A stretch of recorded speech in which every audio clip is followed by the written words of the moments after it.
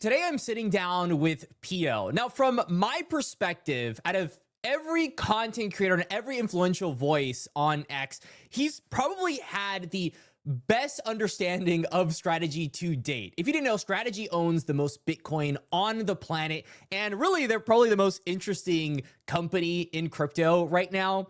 And so they made a recent announcement that I thought was very big, but who better than Pio to get onto the channel to explain it all? So welcome to the channel. My pleasure. Thanks for having me. Of course. So before we get into it, I want everybody to understand what strategy is doing in the first place.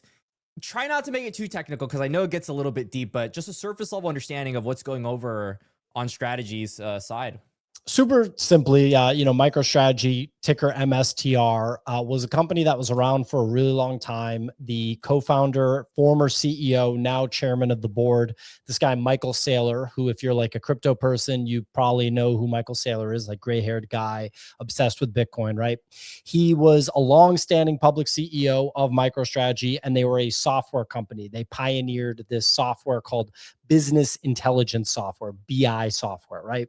But they weren't doing that well compared to the huge companies like Microsoft and Apple, the Mag 7, big tech monopoly companies, Google, companies like that, right?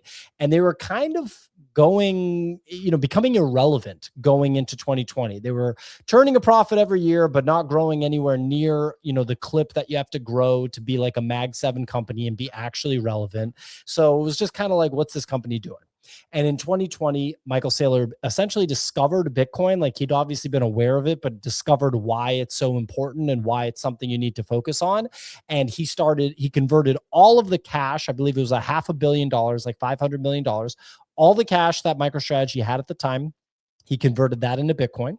And then he started to effectively leverage the business in creative ways to accumulate more Bitcoin. So that was the first act of MicroStrategy, was just to accumulate Bitcoin. And I think a lot of people are aware of that MicroStrategy buys Bitcoin, right? So that was act one, right? We're now in act two. And I think you talked about this, in your video that you were just telling me about, which is that MicroStrategy is now building financial products, financial instruments, just like a bank would, or a traditional financial institution would, but those financial instruments are built on top of the Bitcoin stack that they have. So these are different instruments for different types of investors that are interested in different things, but all of them are backed by Bitcoin, and all of them allow MicroStrategy to acquire more Bitcoin. So let's take a step back here. So they started with $500 million in their balance sheet. And they just aped into Bitcoin. Mm-hmm. How did we get to $57 billion? Like, that's crazy. It's interesting, right? That's very interesting. So what the initial way that Strategy raised capital to be able to buy Bitcoin was through a niche financial instrument called convertible debt, right? So these are effectively bonds. And in the most simple way possible, if you think about it like this, in traditional finance, there are people that operate in different verticals of the industry because of regulations, all the kind of restrictions that come with TradFi. Some people are just convertible bond traders. That's the market that they're legally allowed to trade, right? And so when Michael Saylor issued convertible bonds to that market that are, those bonds being backed by Bitcoin, what this means, what a convertible bond means in this context, the simplest explanation, convertible, right? Bond. So what's a bond? A bond is a loan where someone's loaning Michael Saylor money and he has to pay it back over time with interest, right? That's how a bond works. Any traditional fiat bond would operate exactly the same way, right? What's the convertible factor? The convertible factor gives the bond owner the option. So the people that he's issuing the bonds to have the option to convert the bond for MicroStrategy common stock, MSTR. And if you ask yourself, well, why would they want to do that? Well, if someone's in the convertible debt market, they're buying these bonds, most of those bonds kind of suck, right? When you think about it. Because if a bond is backed by fiat currency, well, okay, so you're going to pay me interest on this bond, but it's the interest is going to be in fiat currency, and the bond is priced in fiat currency, and they're debasing fiat by like 10-12% per year over year. So cool, you're paying me 6%, but wait, aren't I just getting screwed out of another 6% and not even breaking even? So Saylor comes in with bonds that are backed by Bitcoin.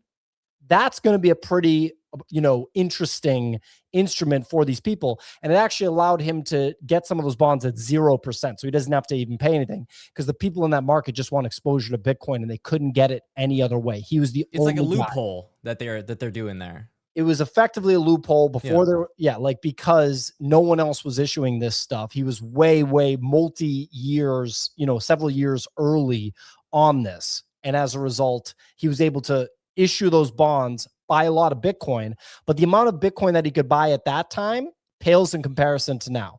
So real quick, I know that was long on convertible debt.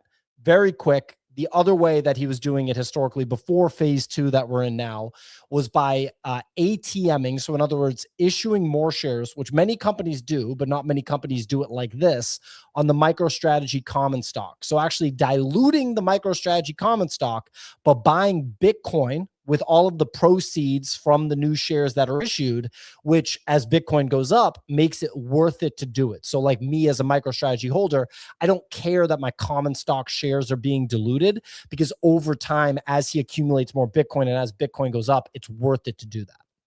Okay, so let's say I'm someone that, I kind of understand the surface level of like, okay, this is what strategy's doing, but I don't kind of get how them buying Bitcoin is going to make the stock's price go up, even though they're diluting it. Like how does Bitcoin's price going up make the stock up? Are they buying it back? Like, are people speculating on their future returns? So the stock is being treated, it's being evaluated based on price to book, which is how like a bank would be evaluated, right? So rather than like price to earnings, PE ratio, like for example, NVIDIA's PE ratio is like some insane number, because NVIDIA's building physical products, shipping them all over the world, crushing their competition, yada, yada, yada. It's a traditional kind of business, whereas this is more of like a financial company, right? The price to book that strategy is trading at right now is 1.2. That's their MNAV. Their multiple on their net asset value. And that net asset value is basically their Bitcoin, how much Bitcoin they have. It's trading at a little bit of a premium because the market is saying, okay, this guy, the way that this company is accumulating Bitcoin is interesting. Instead of trading at a 1x MNAV, we're going to trade it at 1.2. You don't even have to actually worry that much about MNAV. The simple way to think about it is this large publicly traded company, this institutional buyer of Bitcoin, can do interesting things like issue digital credit products, which is the phase 2 stuff that I was talking about. It can dilute its common stock, which is what I was just talking about. And in the past, it issued convertible debt, which it's not going to do anymore because it's too risky of an approach. And it kind of served its purpose in the past. But now we have the digital credit stuff that absolutely kicks ass. So we don't have to do the convertible debt stuff anymore. And because of all those things, this company is going to accumulate just a preposterous amount of Bitcoin, like a stupid amount of Bitcoin. And even if it just traded at 1x price to book, which it won't, it'll always trade above 1x, because why? Like pricing it at 1x is suggesting that it's the same as buying traditional Bitcoin, which it's not, because it's like a Bitcoin accumulation business machine. So obviously it's going to trade at more than a 1x. So yeah, all those factors kind of go into it and make the market. And so you asked about the value, like why the market cap goes up and why, MSTR's common stock goes up, because as Bitcoin goes up, the net asset value of the company goes up. And as new instruments come out, like the digital credit instruments come out and the new strategies to accumulate Bitcoin, the MNAV in theory will go up over time. And all those factors just contribute to a rising stock price. That's really cool. It's so interesting in this world. There's so many different ways to value a company. It's not just how much revenue they're making. It's like, how many assets do you have? What's the future projection on this? So it's kind of like a bank for Bitcoin that is aggressively finding ways to accumulate more of it. Is that kind of a good surface level explanation of it? Yeah, and he's issuing these products that people want, like Stretch. You talked about this is the one that everybody knows. Stretch is the one everybody's all over right now. Yeah, because it's like, do you want to explain that? Yeah, it's like a savings account, right? Where you buy this ticker STRC, and you're like Charles Schwab or your Fidelity or your Robinhood, and it pays right now an 11.5% annual dividend. How is he able to pay that? Well, because Bitcoin's going to go up way more than that. And by the way, he also has like 740,000 Bitcoin backing it up too. So people don't forget about that part, that they own all that Bitcoin. They own it like 85% outright. So there's still like 15% leverage from the convertible debt, but that's going to go down over time. So you're talking about like this absolute hoard of Bitcoin that they own outright that's backing all of these instruments. And so like, let's say you're, maybe an older person. I mean, it's not even always older people. A lot of people just are interested in monthly yield. That's just human beings like that. That's a thing that's a proven vertical within finance that people are interested in. And so if you're one of those people, you want 11.5% annual yield, meaning if you put $10,000 in, you're getting paid over $100 per month right off the bat with this instrument. He's got an instrument for you, and he's able to then ATM that instrument. So in other words, issue new shares. ATM stands for at the money. So issue new shares as soon as that instrument costs $100 or more. That's the way that it's designed. And it's been staying right around $100, by the way, over the past few months. So it's doing exactly what it's supposed to do. And he's able to take all the proceeds from that and buy Bitcoin with them. So he's giving you a stable, high yield instrument that's going to underperform Bitcoin a lot, and it's going to underperform MSTR common stock a lot. But if you're like an 80-year-old person that wants yield, you can buy this, or a young person that wants yield, you can buy this STRC instrument. He's giving you something that you want, and you're giving him something that he wants, which is the ability to buy more Bitcoin. Wow. That's I love how you're like, it's going to vastly underperform Bitcoin, and you're saying 11.5% annualized returns. Before 2020, those numbers never would have been conceived. Never. For stable yield. That's wow. That's pretty crazy that's happening there over at Strategy. So what about the critics that are saying like this could be a Ponzi or something? Is this like unlimited issuance, or are they just like trying to grab the entire Bitcoin supply? What's happening with the ATM? Like, is there a fixed amount that they're giving and issuing? A few different questions there, right? So the fixed, real quick, the fixed amount that they're issuing, that comes through, the filings that get announced by MicroStrategy. So he effectively has to like report and, get approved how much they are going to ATM these different instruments. But he can just keep doing that. So it's not like that's ever going to stop, right? So when you see like the 21 billion here, 21 billion there, that's those new filings, that are the guidelines for how much he's able to ATM these different instruments, and he can just keep doing it over and over again, and he will. With regard to the critics, most critics of MicroStrategy don't understand Bitcoin. That's a huge vertical of it, where they're like, their position is actually that Bitcoin is not going to work, or that it's a scam, or that it's like that's their actual position. So like those people are so lost. Those are like people where it's like the automobile just came out, and they're like, that's not going to work. The horse and buggy, the horse and carriage is how we're going to keep doing things. That's like where those people are. Then there's people that are Bitcoin people and just will not learn about MicroStrategy. They just will not try to figure it out at all. And they'll say that MicroStrategy is a scam. And they'll have zero technical explanation of why.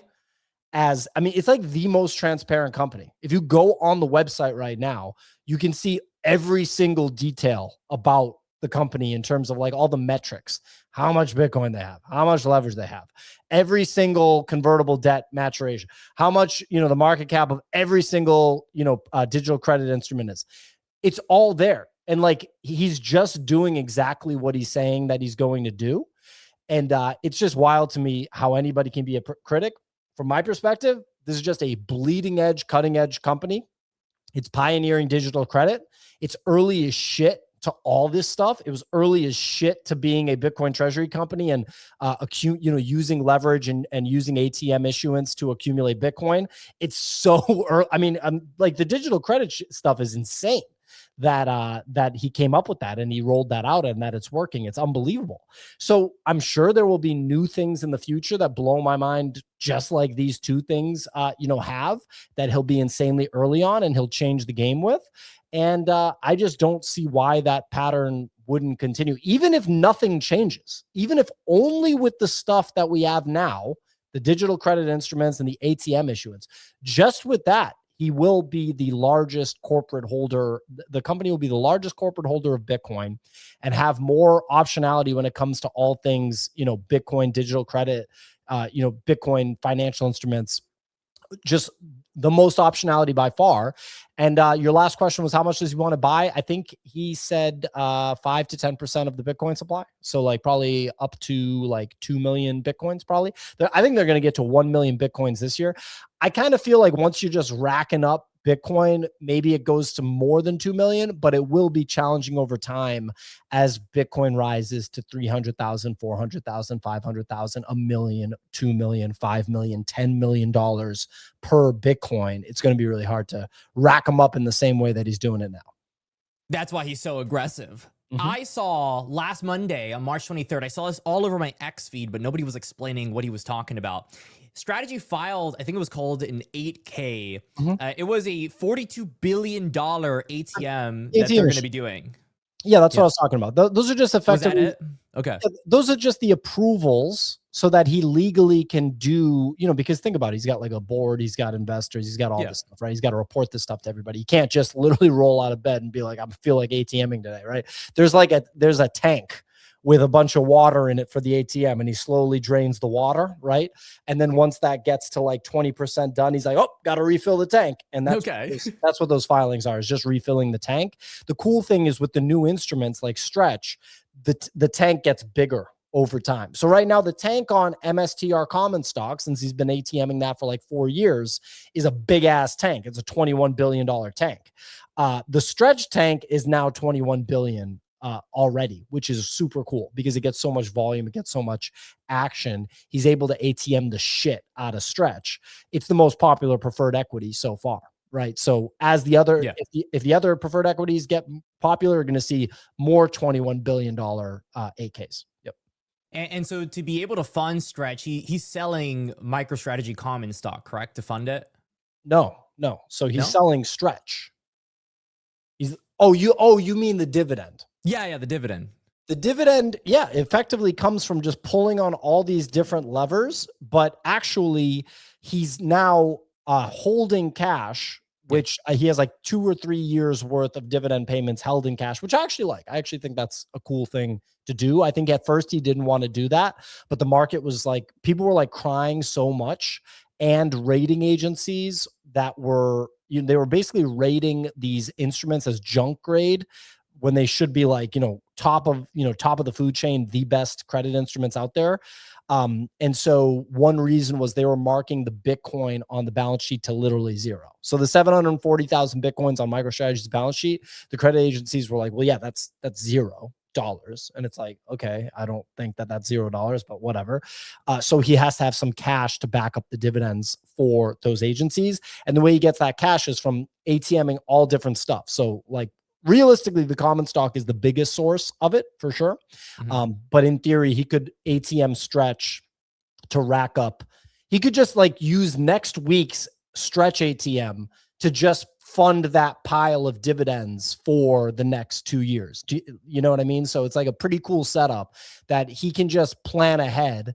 And people are like, isn't that a Ponzi scheme? The reason it's not is because Ponzi schemes don't have backing. A Ponzi scheme is like, you give me $100, I take the $100 you just gave me and I give it to some lady over here, right? That's what a Ponzi scheme is.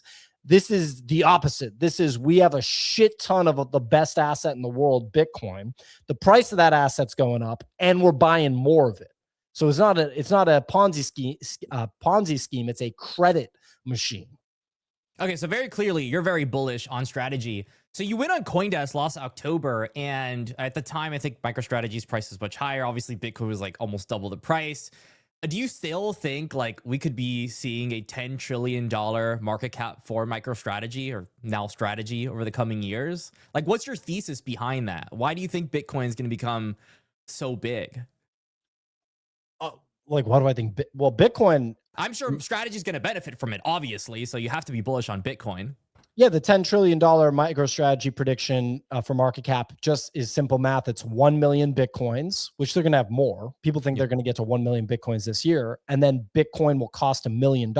So those 2 millions multiplied together is $10 trillion, just, right there. As far as why I'm bullish on Bitcoin, it's because it is it's the digital gold. It's the chosen one. It's got a multi-trillion-dollar market cap. No asset that's gone to a multi-trillion-dollar market cap has ever gone to zero. It's just not going to happen. It's proving to be more and more resilient every single year, more interesting every single year.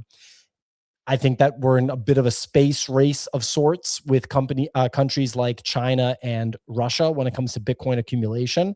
I don't think that it's publicized because the US government, I think, is behind the scenes trying to figure out. I mean, they understand that Bitcoin's important. They're not completely out to lunch. And as soon as another country is focusing on buying Bitcoin, the US is going to pay attention. And obviously China and Russia are, and a country like El Salvador, has been. And there's other examples. So yeah, I'm just a Bitcoin bull. And I think MicroStrategy is one of the most efficient companies in the world and one of the most innovative companies in the world, if not the most innovative company in the world. Yeah, that's what I think about it. Man, that makes sense. I mean, the boomers are getting left behind. They got to get over the Bitcoin side. It's very exciting in Bitcoin.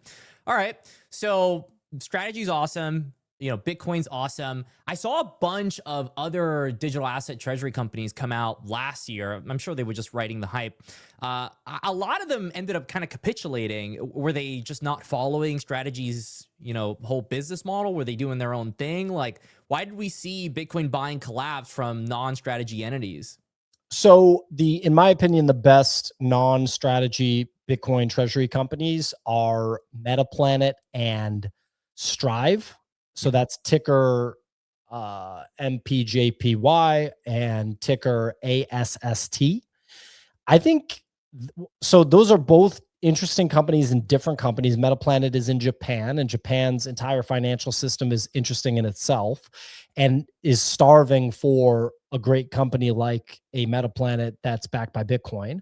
And then Strive is effectively just doing a lean, efficient version of MicroStrategy. I don't know how much innovation you should expect out of Strive compared to MicroStrategy, but the market, in my opinion, does have room for another company like that. So they have a stretch-like product called SATA, SATA, that actually pays a higher dividend than Stretch because you got to do something to attract buyers when they can just buy Stretch. So it's a little bit more interesting than Stretch because it's a higher dividend.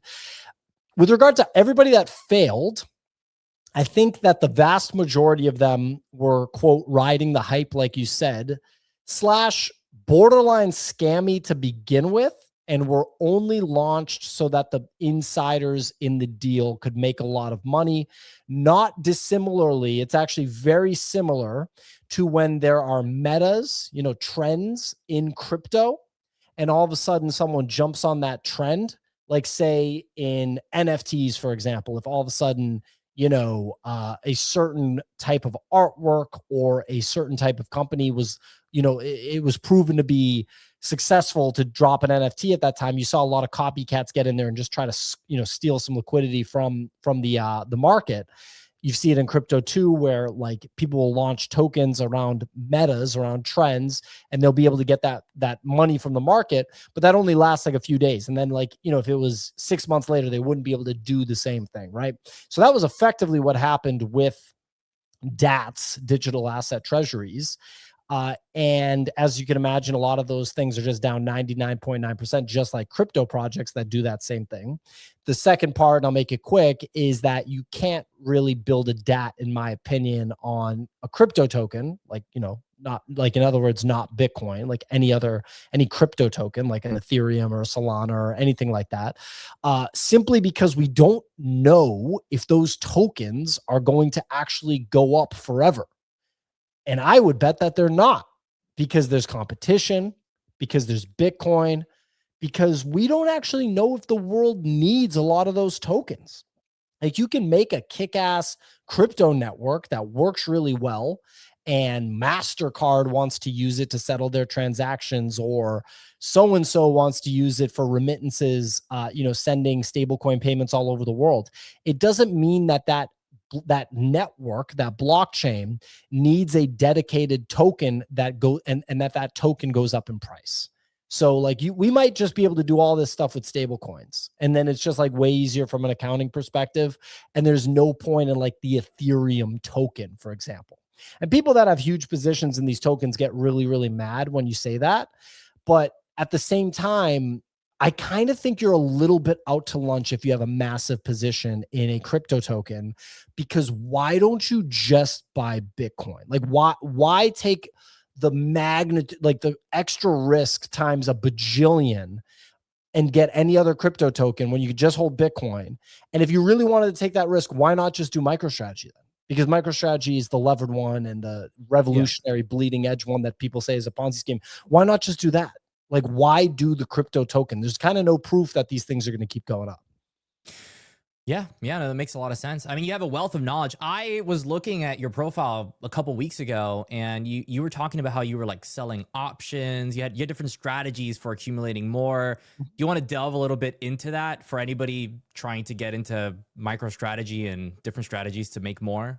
Sure. So, I mean, if you're like the kind of person that likes to trade things, like a lot of people in crypto, they like to like buy something and then to sell it. I would, challenge you to then, learn how to trade options, selling options, not buying them. So right now, 100 shares of MicroStrategy is like 13 grand. I think a lot of people have 13 grand that they could deploy into a company like that. So what you could do is you could actually just sell a put to start. So you could sell an at the money put on MicroStrategy, like that expires this Friday. So yeah, today's Monday. And if I look up real quick, I'll just actually check while we're on this show right now. If I go to Robinhood and I type in MSTR, I just pull up the asset. Here it is, MSTR. The cost right now, $126. So if I'm going to I'm going to sell a put. So if I go and sell a put, and can I share my screen? Is that cool? Yeah, go for it. Here we go. So I'm going to share my screen so you guys can actually see this. So MicroStrategy is $126.58. So that multiply that by 100. That's the collateral you need to sell a put. So that's 12,600. If I sold a put at 126 right now, expiring on, Friday, the market is closed. So this is expiring on Thursday. So this is only 3 days. I would get $350 of premium, and I'd have that put sold at $126. So very simply put, super simple. This is simple stuff. This is not like sophisticated or complex. If on Thursday, which is the date that this expires, MicroStrategy's share price is less than 126, because this is a put. So somebody's betting that this is going to go down. My counterparty's betting that I'm wrong and it's going to go down. Then I have to buy the 100 MicroStrategy shares at $126. I keep this premium. I keep the $350, but I got to buy the shares. So this is how you can get into positions. You can get into 100 share positions of stocks while collecting premium. If it's above 126, as in if it's $126.02, then the option expires worthless. I keep the $350. So I just made a $350 profit without selling any shares or doing any buying or selling. I sold the option. So you can get into a position of MicroStrategy like this, where you just keep every week selling the at the money put option, and eventually you end up getting the shares assigned. But every week you're collecting the premium, and the at the money premium is really good. And by the way, as the share price goes up, the premium goes up, as you can see right here, right? And so you can get into the position that way. And then once you're in the position, you can sell calls. So you could sell like a call. Let's say I have 100 shares right now at around 126. Well, I could say by Thursday of this week, I don't have to, or I don't think it's going to go to $132. I mean, this is an aggressive option. It's pretty aggressive. But regardless, if you were trying to sell the thing anyway, then why not collect $166 of premium that I get here from selling this call option? So when people say like, yeah, my price target, I own a bunch of MicroStrategy, insert asset here, like whatever asset you have. My price target's $160. That's where I want to sell. Okay, you want to sell at 160 bucks? Cool. Sell an option at 160 bucks and every week basically. So if I go 32 days out, my target's 160 bucks, I'd sell this option, I make 211 bucks. And then every week you can actually keep rolling this out. And I don't want to confuse people, because if someone's never done options trading, I'd actually just rather focus on the simple sell a put, sell a call, and not talk about rolling yet. But all rolling is effectively extending the option, right? That's all it is. And you collect premium as you extend it. But the point is, if you're a person that buys stocks, I mean, probably a lot of people listening to you buy crypto, but they've probably been watching altcoins not go up in price, and maybe could see a world where they buy MSTR, which is a Bitcoin-backed company, or maybe a Bitcoin miner like Iron or something like that, which is a Bitcoin-backed company. You buy, and there's all these different companies at different price points that you can do this with. So if you don't have $13,000 for 100 shares of MicroStrategy, you can get 100 shares of Iron for like $6,000, right? Or less, $4,000, $3,000. And then when you have a price target, you can just jam options, sell call options at that price target and make a bunch of money while you're waiting for it to hit that price target. And then when it hits that price target, you sell it anyway. So it's like, why not? If you're going to do that, if you're going to own something and have a target to sell it, why would you not also sell options on it to make money on the way? Okay. No let risk. me try to understand here. Okay, so if I'm selling a put at, let's say, what's the price right now? $126. It's going to expire in 3 days. And I have $13,000 to be able to buy 100 of this stock. I'm going to do it anyway. Why not collect a bit of extra premium along the way? And then on the flip side, once I own it, I'm going to do calls at the price that I would like to sell every single week. And that's it. Once the price target hits, I'm good. Are you doing that with all of your stocks, or like, do you have a price target for strategy that you keep doing this on, or like what happens when you get filled? So I am not a trader like I'd imagine a lot of the people watching this show are, that like have price targets for crypto and sell them and stuff. I want to hold my MicroStrategy shares for a long time. So I'll do something really that's much more conservative, excuse me, which really, benefits you if you have a big position, which is like, so look at this. So let's say for 32 days out. So you're typically operating like 30 to 40 day time frame when you do a strategy like mine. If I look here at $210, right? That's going to, or at $200. We'll go a little bit more. Here we go. A little more aggressive. All right. $195.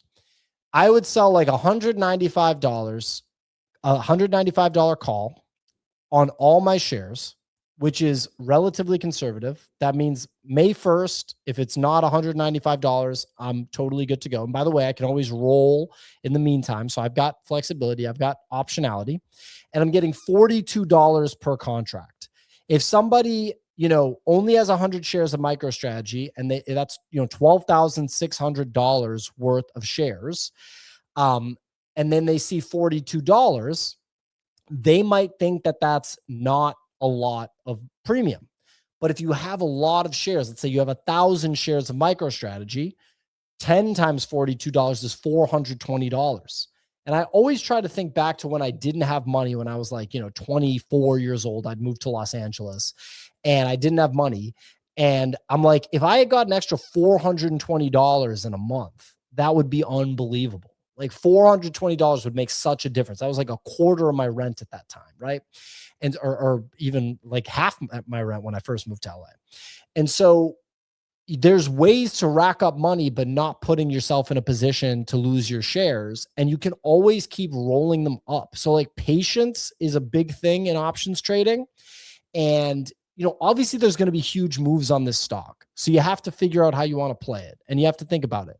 But the stock is so volatile that it always sort of regresses to a mean, which people hate. People hate that the price of this thing goes down. But if you're expecting it and you're selling options the whole time and you keep rolling, then you're just collecting premium. You're taking profits the whole time, but you're keeping your shares. And yes, in theory, you could still lose your shares if it just melts faces in the most insane way. The price goes so high that the whole order book gets cleared. That's possible. But I don't think it happens that way. Even when it went to 540, it ripped up from 300 to 540 like super quick in like 10 days, but then it ripped right back down. It went all the way down to $100. So you had an opportunity to save yourself, you know? So yeah. You're going to have time in the middle. I mean, that's a pretty lenient price target, I would say. 195 for sure, at least in the near future. Okay, cool. So where do you think like Bitcoin is going to go by the end of this year? Like, what's your personal view as a Bitcoin bull? Dude, it's hard to predict. It's like impossible. But if you had to give something, some people think it's going to go to a new all-time high. I mean, I kind of feel like that could happen. Like, I just think that people are so scared about the Iran war stuff, but like, I don't know, like I just feel like every day that goes by, we're closer to a new Bitcoin all-time high, no matter what. We've now officially been in a bear market for like almost 6 full months. I don't think we're going to do any kind of 20-month bear market. I think a 1-year bear market is a lot. So that means that we're 6 months away from being officially out of a bear market if I don't believe that the bear market's going to be longer than a year. So like, I don't know. I don't think it's going to be at 40K at the end of the year. And people, the consensus is that it bottoms between May and October. What does that bottom look like? Like, why it's going to go to 50K? Like, I just don't know about that. I just don't. I think that we already bottomed. Maybe I'm completely horribly wrong. I don't really care, to be honest. I actually don't care at all what the price is. It doesn't affect me because I'm not like living by trading and stuff. And the longer it's down here, the more I can just build my asset stack. So I have no idea where it's going to be. That's the right way to think about it. You don't need to care. Like there doesn't need to be a price prediction for the end of the year because you're thinking like 5-10 years out at least. Yeah. I mean, I will have way more money if it goes up. So like there's like a part of me where especially, so I'll just show you real quick. Sure. I'm going to show you the options that I have right. Yeah, go for it. So I was wrong about multiple options, right? And so the cool thing about options is that even when you're wrong, you can make money. So I thought that like we were at the bottom of MicroStrategy around like 170, 175 bucks. So I sold puts at that level and I was wrong, right? Like very wrong. We went all the way down to 100 bucks. We're at 126 bucks right now, $50 off. So wrong, just so horribly wrong.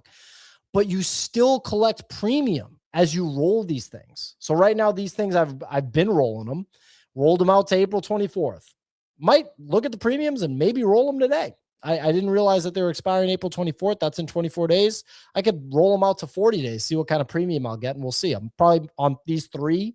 I'll probably make like maybe between 150 and 300 bucks on the roll, which I think a lot of people listening are like, I'll take a free 150 to 300 bucks. Why not? Right? Like 300 bucks. That's 1/10 of my almost, it's like 1/12 of my rent. So it's like, all right, cool. Let's take that money. Right. When MicroStrategy goes to $175, I'll be released from this position, but I'll probably actually just keep rolling it. And the premium, once we're hovering around 175. So let's put it this way. Let's say MicroStrategy goes to 175 this year and like chops there the way that it's been chopping between 125 and 135. I will make so much money if it chops at 175 for a while. Like it will be stupid. These 3 I'll probably be making $1,500 to $2,000 a week off just these puts that, by the way, I've sold on margin. So it's not even my money that I'm putting up as collateral. And by the way, when you do that on Robinhood, it's 0% interest on options. It's insane. You don't even pay the margin interest on the puts for the collateral. So I'm using other people's money. And as soon as strategy goes to $175, I'm going to be making $1,000 to $3,000 a week off just that position. And I have other positions. Look at all these other positions, just that position. And I'm not even selling any shares. And it's just going to be totally fine. So that's why I think people should but by the same token, if you're a gambling addict, right, and you have issues with this stuff, then you could blow up your entire portfolio if you take on too much leverage, right? Which I've seen so many people do weird, stupid stuff. You have to know math. You have to like understand mathematics. Like that's actually something you have to think about and understand risk management and not be a gambling addict, right? And not bite off more than you can chew. But just showing you here, when you look at this, the story here is, well, shit, when MicroStrategy goes to $175, this guy's going to make mad money rolling these puts every week. I mean, even at $1,500 a week, which is borderline conservative, that's almost $5,000 a month off just that position of just pure, clean, 100% profit. No interest paid on that. It's crazy. Not even talking about how many shares you own in MicroStrategy in general right now. Like in this port, the price appreciation would help a lot. Yeah, in this port, I have 1,215 shares. Just for anybody looking into strategy, I think you did a great job explaining it to the world. We're going to make sure to spread the vision. It's an exciting time in crypto, and I'm sure we're going to have you back on the channel. Where can people find you, Pio, if they want to learn more about Bitcoin? Yeah, just follow me on Twitter at my name, PIOVINCENZO _. I mean, it's just a tough one. I'll put it in the description. It's okay. I don't have a solution. Like I want to buy at Pio on Twitter, but I think it would be like a 6-figure buy with their new marketplace, which and they don't even keep it. You don't keep it. What do you mean? You don't keep rare handles if you take off your subscription. Yeah, I mean, you know, they gotta make a lot of stuff better on Twitter, but yeah. Yeah. Of course. Thank you so much for hopping on. Yeah, thanks for having me, man.